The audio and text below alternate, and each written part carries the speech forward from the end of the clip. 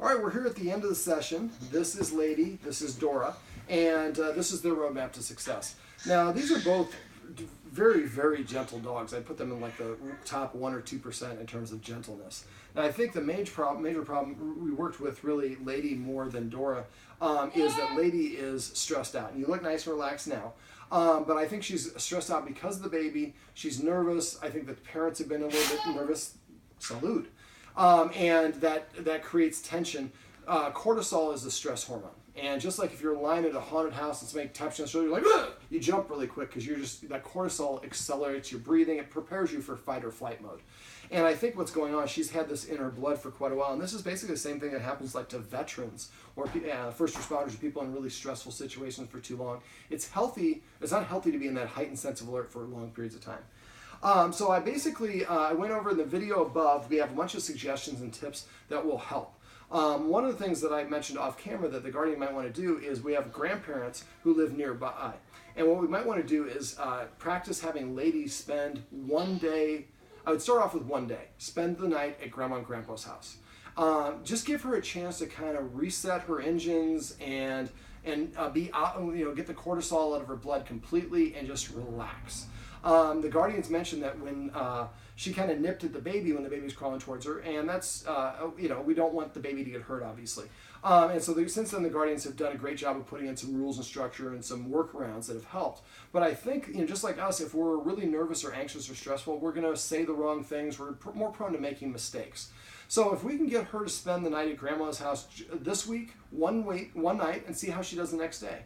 If we get a mild response, but not as much as we want, maybe the next week we try 2 days, and then 3 days. Now we might have an issue with her missing her buddy, but that would actually be good practice for her as well, as long as it doesn't become detrimental. But now we can help her kind of have a little bit of time to relax and unwind. And this is something I've talked to several of my clients that have babies that when the babies get to crawling, that stresses some dogs out because now the baby's already crying and now it can move and grab me. And I'm worried, there's just nervousness in the air. So in some situations, I've told the guardians, okay, the dog needs to have an hour away from the baby and where it can just reset its batteries. But I think because the baby's crying and crawling around the house, taking Grandma's house, I think will really help. Okay, so we also went over, these dogs already have some rules because the guardians had to put some in place after to make sure they stayed safe. But we talked about a couple of other rules that we can augment them. So one of the rules would be the dog should not be allowed to be in the kitchen when we're preparing food and we're eating, especially because the baby likes to drop food. And a lot of the foods we feed to babies are actually toxic to dogs, like avocado, grapes, and raisins. And so I did a little demo, and Lady was trying to walk over. I hissed. I used that first escalating consequence before she got to it. And she's so sensitive, she just turned and walked away. And the guardian who has the baby now was like, that's impressive. And so, but again, we created a stage scenario where we're able to help her understand we don't want her to go in the kitchen without going overboard. She's a gentle dog. We don't want to do anything more than what we need to. But we want her to understand that she can't come in the kitchen, because if she comes in the kitchen and she's close to the baby, the baby's holding some food out, she might snatch it and try to snatch it quickly so that Dora doesn't get it and maybe has an accident. And we just want to make sure there are good boundaries. And the more that the humans practice enforcing boundaries, the more the dogs see the humans acting like leaders, the more the dogs feel the burden of responsibility off their shoulders a little bit, and they can leave it up to the humans. Dogs are all about what they see us do. If we don't have a lot of rules, we're not acting like leaders in the dog's eyes. So another rule I have is I would make the dog sit before I let it in or out of any door. Now, they have a dog door, so they let themselves out back, but maybe with a little baby gate here, I go to the door and I say, sit to Lady.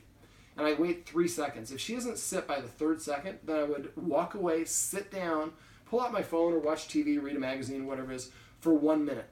After 1 minute, I go back to the door and I say, sit again as a command. If she doesn't sit this time, I walk away for 2 minutes. Next time, I walk away for 4 minutes, then for 8 minutes.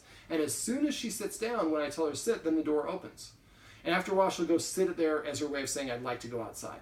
And if she sits and Dora doesn't, I would let her out and not let Dora through. And so sitting is a more subordinate position for dogs. That's a nice, polite way of saying I'd like to go out by sitting at the gate. Let me see. We also went over feeding. Now, right now, she eats in a separate room than Lady does, and she eats fast, so she eats out of the maze, the thing that makes your dog eat a little bit slower. Dogs eat in the order of their rank, and eating is the most important activity they participate in. And so right now we have with a family, with different jobs and the baby, our schedules are all over the place. So what I'd like the guardians to do is get in the habit of just observing the behavior, of feeding the dogs in a structured way. So right now, if I understand, Dora will not eat unless Lady eats first. Is that the way it goes? She goes over to her bowl to make sure she has food. Whether or not she'll eat, Lady's kind of goofy. Some days she wants to eat, some days she doesn't. So what I do is I put the food in the bowl, and then I would feed Lady first and call her over. But actually, I wouldn't feed her first. The human needs to eat first. Dogs eat in the order of their rank. So I want whoever's feeding the dog to eat 5 bites or something. Doesn't have to be a real meal. It's be ideal if you can. But 5 bites of a baby carrot will work, or a chip, or a cracker, or a piece of celery. And then you give her permission to eat. Use passive training that I talked about. So as soon as she takes her first bite of food, you say the word, maybe her word is maybe lasagna. So every time she takes her first bite of food, she hears the word lasagna. When Dora hears the word lasagna, there's no food in her mouth. So it doesn't mean anything. When Lady hears the word lasagna, there's food in her mouth. So lasagna must mean food. So you do that every time they take their first bite for about 2 months. Just the first bite, just say it once. Now, when Lady's eating, Dora should not be within 7 feet of her food. Now, if Dora wants to come and inspect, make sure there's food there, and then she walks away, that's great. But at that point, she should not be allowed to be within 7 feet. Lady eats first. Now, when Lady gets done eating or walks away from her bowl, we pick up the bowl. If there's any food left over, we dump it empty, and we put the empty bowl back down. Now, the dog usually will come and lick the empty bowl. And I've had several dogs that won't eat for a couple days because they're like, no, you're not in charge of me. You're not going to tell me what to do. Well, I'm giving you an opportunity to eat. If you turn your nose up and walk away, that's on your tab, not on our tab. So eventually, hunger becomes your ally, and then when you tell the dog to eat, it eats. Now, if we have health issues or something like that, we need the dog to eat with food in their belly to get the medicine or whatever it is. Most dogs should be able to eat on command. And this gives us the ability to not let Dora come and invade Lady's space so Lady can eat without anybody breathing down her neck. And then Lady sees, or Dora sees that when she's eating, we're not letting Lady come near her. And so that way we're acting like a leader in the most important capacity for dogs, which is feeding. So the more that we add structure, the more the dogs start to see the humans acting like leaders, the more a burden of responsibility to remove from their shoulders, the more they can relax. So eating is a very important one that's very easy. It'll be a challenge for the first couple days, and after that, they'll be a lot easier, and then they'll just sit and wait for it. If you have questions about structured feeding, please message me. I have a video I can show you on this. Also, one of their problems we didn't really talk about, but they don't like the vacuum cleaner. I went through a method of helping the guardians help the dogs get over the fear of the vacuum cleaner, but it's a low priority. So if you're interested in doing this later on, just send me a message. I can share a video that I've shown other people how to help their dogs get over a fear of the vacuum cleaner. I also went over a focus exercise because the dogs have a tendency to focus on other things, not their humans. So practice that focus exercise. I'd like to have each one of you practice that exercise twice a day with each dog for a week. Remember, at first it's 1 second. Always up to your nose is always 1 second. But the second movement is going to get up to 15 seconds. You want to get there within a week. So at first it's 1 second, reload, 1 second, and watch your dog's eyes like a hawk. If your partner's talking to you, talk to them, but look at the dog. Because all it takes is a dog to look at you for an eye flutter for a second. You miss it, you might have to wait several minutes. And don't practice it when the baby's eating or there's distractions around at first. Once you get up to the point, going outside. Lady's like, I'm going with them, make sure they're going to be okay. So once you get to the point where you're at 15 seconds in the house, and again, should be within a week, then I would go outside and do it in your backyard, but now we go to 1 second for the first couple treats, then 1 second, 2 seconds. You move a little bit faster in this progression, but get up to 15 seconds outside when no dogs are around. Then when the baby starts crying, this would be a great time to play the focus game with her. If a dog is looks you in the eye for longer than 9 seconds, it starts releasing oxytocin and serotonin into your brain as well as into the dog's brain, and those are the love drugs. And the benefit of that is not only does it make the dog feel better about itself, but when the love drugs are being produced, the cortisol, the stress hormone, is blocked or stopped. Production is stopped. So we stop making it worse and actually start putting some stuff in that's going to make it better. And also we provide the dog with a distraction, so it's not thinking about the baby, it's thinking about focusing on that treat that's about to be in my mouth. And so this allows us to have a lot of positive impact on both dogs, primarily Lady. Now the treats I'm using are the Tricky Trainer chicken liver treats. You can get them on Amazon. Chewy or Petco or PetSmart, they have no preservatives in them, which is why they work so good. So make sure each time you open the bag that you fold it over, burp all the air out before you zip it shut. Otherwise, it'll be hard as M&Ms and they will not work as good. If you forget that, you probably will for one bag. You can still tear them open and you'll release a little bit more of that smell, but because they have no preservatives, that's why they go stale pretty quickly if you leave the bag open or leave air in the bag. Let me see. What else we go over? We went over petting with a purpose and passive training. Petting with a purpose is, especially for Dora, she likes to come and put her chin on your knee as a way of saying, I want you to pet me. And she's doing it in a gentle way, but she's still telling me what to do. If I do what she tells me to do enough, that starts giving her the impression that she's in charge of me. And that can, when I don't listen to her, that can stress her out. And also there's another thing that I think is going on with Lady. We'll talk about for stress in a second. But basically, if instead of me petting her when she tells me what to do, what I do instead is I give her a counter order. She puts her chin on my knee, I say sit. She's always sitting, ask her to come and sit over here or ask her to lie down. As soon as she does, pet her under her chin. Whenever possible, try to pet the dog under the chin when they feel good about themselves, their nose is in the air. And then say the word sit or crash or whatever your one-word command is. Not good sit, not what a smart dog, just sit, just crash, just whatever it is. And then you can pet the dog as long as you want. So you're basically, if the dog is telling you what to do, you're not doing any more other than giving a counter order. And when they follow your order, then they're rewarded for listening to you.